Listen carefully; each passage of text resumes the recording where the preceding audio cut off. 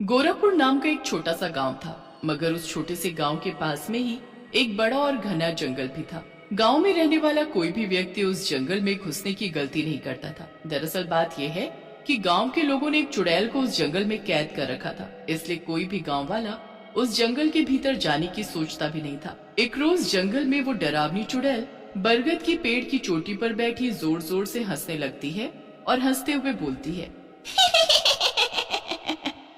इन गांव वालों को क्या लगता है कि ये मुझे इस जंगल से तंत्र मंत्र फूंक कर कैद कर देंगे? तो मैं यहाँ से कभी बाहर नहीं निकल पाऊंगी। इन मूर्ख गांव वालों को नहीं पता कि आज की रात चंद्र ग्रहण है और कोई भी तंत्र मंत्र हम चुड़ैलों को चंद्र ग्रहण पर आजाद होने से नहीं रोक सकता। आज की रात मेरे इस जंगल से आजाद होने की रात है। फिर मैं गांव में घूमकर सुंदर और जवान औरतों का खून पीकर अपनी प्यास बुझाऊंगी और मेरी मनपसंद प्यास का नाम लेते ही मेरे मुंह में तो पानी ही आ गया। फिर मैं खूब प्याज खाऊंगी और अपना पेट भरूंगी। फिर उसी रात चंद्र ग्रहण होते ही वो चुड़ैल जंगल से आजाद हो जाती है और फिर वो एक बूढ़ी औरत का रूप लेकर गांव में रहने वाली सुमिता के घर का दरवाजा खटखटाती है। सुमिता आधी रात को उठती है और अपनी खिड़की से झांक कर देखती है। क्या बात है अम्मा, काहे इतनी रात गए हमरे घर का दरवाजा पीटे जा रही हो? बेटी, मैं बहुत भूखी हूँ, क्या कुछ खाने को मिलेगा? क्या अम्मा आधी रात में खाने को मांग रही हो? अब तो घर में बस एक आधी रोटी ही पड़ी होगी, वो खानी है तो बताओ।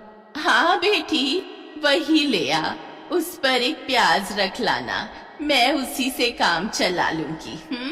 फिर सुमिता उस बूढ़ी औरत को रोटी पर प्याज रख कर देती है कि तभी वो बूढ़ी औरत चुड़ैल के रूप में बदल जाती है और सुमिता से प्याज छीन कर खा जाती है। सुमिता चुड़ैल को देखकर कुछ बोल पाती है उससे पहले ही चुड़ैल सुमिता की गर्दन पर काटकर उसका सारा खून पी जाती है। सुमिता के शरीर से सारा खून खत्म होने से सुमिता तुरंत अपना दम तोड़ देती है। कितने सालों बाद मुझे अपनी मनपसंद प्याज खाने को मिली है और मीठा मीठा खून पीने को मिला है। मजा ही आ गया।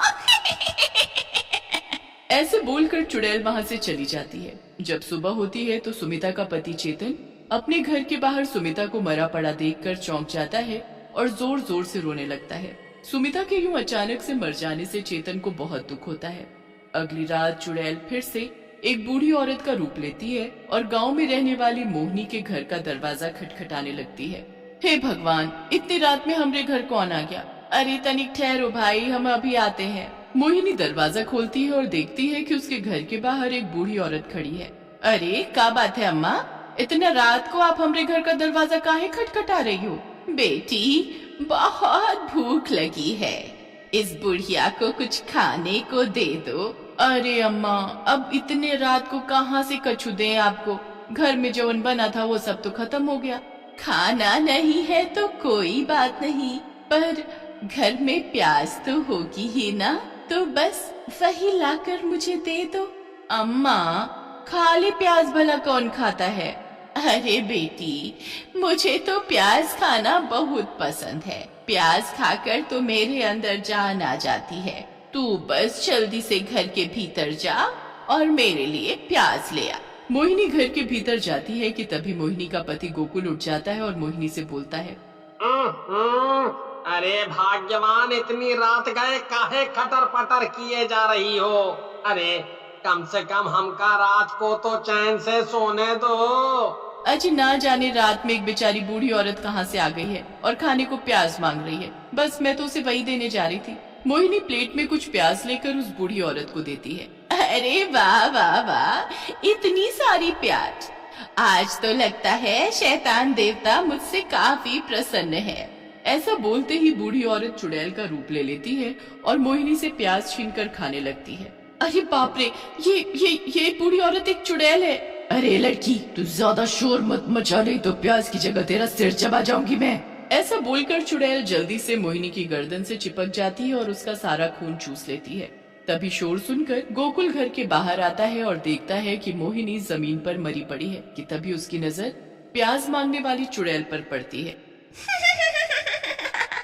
मानना पड़ेगा, तेरे घर की प्याज खाकर तो मेरे तन बदन में चुस्ती फुर्ती आ गई और तेरी पत्नी का खून पीकर मजा ही आ गया।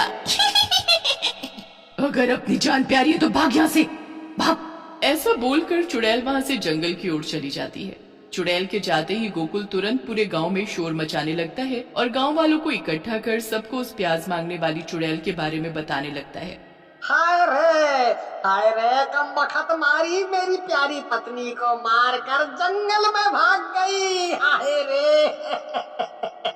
अरे अरे जरा देखो तो गांव वालों, कितनी बेरहम तरीके से मेरी पत्नी को उस चुड़ैल ने मार डाला। अरे मोहिनी ने तो उसे बूढ़ी औरत समझकर प्याज खिलाई थी, पर वो चुड़ैल तो मेरी पत्नी का खून भी पी गई। हाय हाय हाय हाय रे। गोकुल की बात सुनकर और मोहिनी को मरा देखकर पूरे गांव में हड़कंप मच जाता है। हे भगवान, ये कैसी चुड़ैल है जो प्याज मांगकर खाती है और औरतों का खून पी जाती है। अरे हमका तो बहुत ही डर लग रहा है, हम तो अब से घर में प्याज रखना ही बंद कर देंगे। हाँ। फिर अगले दिन जैसे ही रात होती है, सभी गांव वाले चुड़ैल के डर से अपने खिड़की दरवाजे बंद कर लेते हैं। रात के 12 बजते ही चुड़ैल गांव में घूमने लगती है।